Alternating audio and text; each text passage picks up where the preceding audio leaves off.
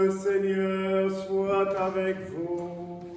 Et avec votre esprit. Évangile de Jésus-Christ selon saint Jean.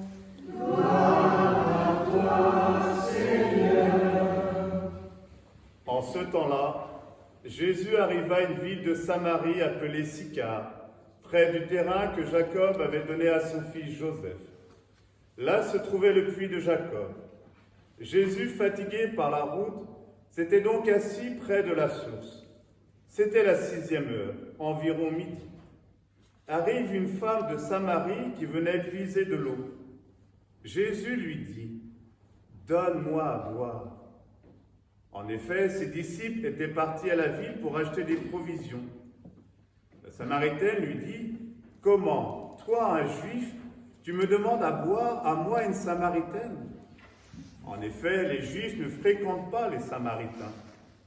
Jésus lui répondit, « Si tu savais le don de Dieu, et qui est celui qui te dit, « Donne-moi à boire », c'est toi qui lui aurais demandé, et il t'aurait donné de l'eau vive. » Elle lui dit, « Seigneur, tu n'as rien pour puiser, et le puits est profond. D'où as-tu donc cette eau vive? Serais-tu plus grand que notre père Jacob qui nous a donné ce puits et qui en a bu lui-même avec ses fils et ses bêtes? » Jésus lui répondit, « Quiconque boit de cette eau aura de nouveau soif, mais celui qui boira de l'eau que moi je lui donnerai n'aura plus jamais soif, et l'eau que je lui donnerai deviendra en lui une source d'eau jaillissant pour la vie éternelle. » La femme lui dit, « Seigneur, donne-moi de cette eau, que je n'ai plus soif et que je n'ai plus à venir ici pour puiser. » Jésus lui dit, « Va, appelle ton mari et reviens. » La femme répliqua, « Je n'ai pas de mari. » Jésus reprit, « Tu as raison de dire que tu n'as pas de mari. Des maris, tu en as eu 5. Et celui que tu as maintenant n'est pas ton mari. Là, tu dis vrai. » La femme lui dit, « Seigneur, je vois que tu es un prophète. Eh bien, nos pères ont adoré sur la montagne qui est là, et vous les Juifs, vous dites que le lieu où il faut adorer est à Jérusalem. » Jésus lui dit, « Femme, crois-moi, l'heure vient où vous n'irez plus ni sur cette montagne, ni à Jérusalem, pour adorer le Père. Vous, vous adorez ce que vous ne connaissez pas. Nous, nous adorons ce que nous connaissons, car le salut vient des Juifs. Mais l'heure vient, et c'est maintenant où les vrais adorateurs adoreront le Père en esprit et vérité. Tels sont les adorateurs que recherche le Père. Dieu est esprit, et ceux qui l'adorent, c'est en esprit et en vérité qu'ils doivent l'adorer. » La femme lui dit, « Je sais qu'il vient le Messie, celui qu'on appelle Christ. Quand il viendra, c'est lui qui nous fera connaître toutes choses. » Jésus lui dit, « Je le suis, moi qui te parle. » À ce moment-là, ses disciples arrivèrent. Ils étaient surpris de le voir parler avec une femme. Pourtant, aucun ne lui dit, « Que cherches-tu » ou bien « Pourquoi parles-tu avec elle ?» La femme, laissant là sa cruche, revint à la ville et dit aux gens, « Venez voir un homme qui m'a dit tout ce que j'ai fait. Ne serait-il pas le Christ ?» Ils sortirent de la ville et ils se dirigeaient vers lui. Entre-temps, les disciples l'appelèrent, « Rabbi, viens manger. » Mais il répondit, « Pour moi, j'ai de quoi manger. C'est une nourriture que vous ne connaissez pas. » Les disciples se disaient entre eux, « Quelqu'un lui aurait-il apporté à manger ?» Jésus leur dit, « Ma nourriture, c'est de faire la volonté de celui qui m'a envoyé et d'accomplir son œuvre. Ne dites-vous pas encore 4 mois et ce sera la moisson? Et moi je vous dis, levez les yeux et regardez les champs déjà dorés pour la moisson. Dès maintenant, le moissonneur reçoit son salaire, il récolte du fruit pour la vie éternelle, si bien que le semeur se réjouit en même temps que le moissonneur. Il est bien vrai le dicton, l'un sème, l'autre moissonne. Je vous ai envoyé moissonner ce qui ne vous a coûté aucun effort. D'autres ont fait l'effort et vous en avez bénéficié. Beaucoup de Samaritains de cette ville crurent en Jésus à cause de la parole de la femme qui rendait ce témoignage. Il m'a dit tout ce que j'ai fait. Lorsqu'ils arrivèrent auprès de lui, ils l'invitèrent à demeurer chez eux. Il y demeura 2 jours. Ils furent alors encore beaucoup plus nombreux à croire à cause de sa parole à lui. Et il disait à la femme, « Ce n'est plus à cause de ce que tu nous as dit que nous croyons. Nous-mêmes, nous l'avons entendu et nous savons que c'est vraiment lui, le Sauveur du monde. » Gloire au Christ, sagesse éternelle du Dieu vivant. Gloire à toi, Seigneur.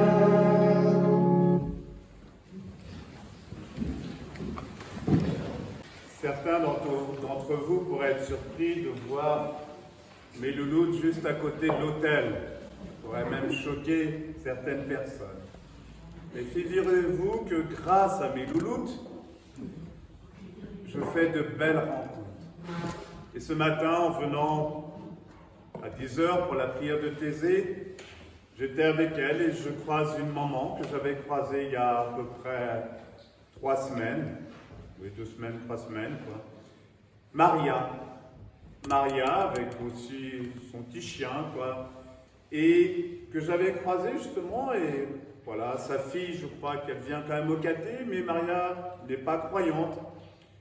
Et elle me croise juste avant les vacances, voilà, les dernières vacances qu'il y a eu. Et là, aujourd'hui, on se recroise. Déjà à l'époque, quand elle m'avait croisé, c'était tiens, des petits signes, des choses comme ça, quoi. Et là, je la vois en larmes. Je la vois en larmes et elle me dit, c'est quand même bizarre. Je vous recroise aujourd'hui, alors que ça ne va pas, puisque mon fils vient de faire un accident de ski. Et c'est presque un miracle, il est encore vivant. Alors qu'il a fait une chute de plus de 5 mètres. J'allais juste quand même donner une croix, même si je ne crois pas, mais il portait sa croix sur lui. Et sa petite sœur, qui est quand même inscrite au caté, qui doit certainement prier pour lui. Et son enfant, effectivement, est bien touché, mais il devrait pouvoir récupérer et sa vie est sauve. Pourquoi je vous parle de cette dame? Parce que il arrive des fois dans nos vies que nous traversions des épreuves. Et les épreuves, il y a 2 solutions pour y faire face. Nous avons entendu dans la première lecture le peuple avec Moïse dans le désert. Le peuple avec Moïse dans le désert, qu'est-ce qu'ils font? Ils récriminent. Ils récriminent parce qu'ils disent à Moïse, mais voilà, tu nous as fait quitter l'Égypte. Bon, ok, on était esclaves, mais là, on n'a plus à boire. À quoi ça sert finalement tout ça? Puis ils récriminent contre Moïse, et puis tant qu'à faire, ils récriminent contre Dieu. Et Dieu va dire à Moïse, passe devant. Et le bâton que je t'ai donné touche ce rocher. On n'a jamais vu sortir de l'eau d'un rocher. Mais de nos cœurs, des fois de pierre, Dieu peut nous redonner accès à des cœurs de chair et tirer justement toute cette vie qu'il ne demande qu'à jaillir. Et de cette pierre, justement, vous avez entendu dans cette parole, Moïse va donner à ce lieu Massa, c'est-à-dire épreuve, et Mériba, querelle. Pour nous dire justement, il y a 2 façons, soit lorsque nous avons des difficultés, nous rencontrons des épreuves, et nous ne comprenons pas, et nous demandons, mais pourquoi? Pourquoi il n'agit pas? Pourquoi il ne fait rien? Comme un peu, ça peut nous arriver, ça. Là, on se retrouve un peu, on s'enferme, on se replie sur nous-mêmes et on a l'impression que voilà, Dieu est injuste. Alors que Dieu, des fois, justement, devant les épreuves, nous dit « Je t'ai fait, toi, mon enfant, pour qu'avec d'autres, tu puisses relever les défis, relever les épreuves. Et avec moi, à 3, on est beaucoup plus fort. Tout seul, c'est mon doigt, ça tombe dans tous les sens. À 2, ça ne tombe que dans 2 directions. À 3, ça fait un trépied. Et oui, le Seigneur nous dit, appuyez-vous sur moi en vous appuyant aussi les uns sur les autres pour pouvoir relever tous les défis du monde, toutes les épreuves, et ne pas récriminer en disant « Mais pourquoi cela nous arrive ?» Venez, crions de joie pour le Seigneur, acclamons notre rocher, notre salut, nous dit le psalmiste. Oui, acclamons ce cœur de pierre que Dieu Seigneur nous transforme en cœur de chair. Oui, il est notre Dieu, nous sommes le peuple qu'il conduit aujourd'hui. Écouterez-vous sa parole, ne fermez pas votre cœur comme au désert, où vos pères m'ont entré provoqué, et pourtant ils avaient vu mon exploit. Rappelons justement au monde les exploits du Seigneur. Et en discutant avec Maria, il ne faut pas grand-chose. Elle me disait, Père Charles, tout en pleurant, quand est-ce que c'est la messe à Notre-Dame de France? Je reviendrai peut-être pour rendre grâce, pour prier. Et vous voyez, nous voyons notre Église de plus en plus se remplir, parce que le Seigneur a besoin de nous aujourd'hui. Il nous fait confiance et il nous donne justement accès à cette vérité comme à la Samaritaine. Jésus est au bord du puits et il lui demande à boire. Jésus a soif de notre humanité. Mère Teresa dit, chacune de nos vies est une goutte d'eau d'amour. J'ai la joie, là, nous avons là une maman, je crois, dont nous avons célébré le baptême de son enfant la semaine dernière, il me semble, j'ai cru voir. Hein. Voilà. Et je l'ai dit, chacune de nos vies est une goutte d'eau d'amour. Aucune goutte d'eau ne doit manquer à l'océan d'amour qu'est Dieu. Nous sommes cet océan d'amour pour étancher la soif de notre terre, pour répondre à la soif du Seigneur. Donne-moi à boire. Jésus a besoin de chacune de nos vies. Notre monde a besoin de chacune de nos vies. Et la Samaritaine qui dit, comment ça, toi, en plus, à moi une femme, en plus une Samaritaine, tu me demandes à boire. Et qu'est-ce que Jésus lui dit? Si tu savais le don de Dieu, c'est toi. Et qui est celui qui te dit, donne-moi à boire? C'est toi qui lui aurais demandé et il t'aurait donné de l'eau vive. Alors elle est là, mais l'eau, notre Père a adoré sur les puits de Jacob, et d'où la tires-tu? Tu n'as même rien pour puiser. D'où Jésus tire cette eau vive, mes frères et sœurs? Elle est où cette eau vive? Dans notre cœur, oui, dans notre cœur. Et nous sommes ce puits. Jésus, il est assis au bord du puits, nous sommes ce puits, il va tirer cette eau vive. En déblayant toutes les strates, parce que des fois le puits peut se boucher. Il y a cette source en nous, il faut déblayer. C'est pour cela que la vérité que Jésus va redonner accès à cette femme, il ne la condamne pas, il lui dit, va chercher ton mari. Lui, il est quand même gonflé, Jésus, il sait très bien que, puisqu'il va lui dire en plus, alors pourquoi lui dit? Mais c'est pour qu'elle dise elle-même, qu'elle n'ait pas honte, qu'elle lui fasse confiance, qu'elle lui dise, ben oui Seigneur, voilà. Oui, tu as raison. Mais elle est là. Et qu'est-ce qu'elle va dire après?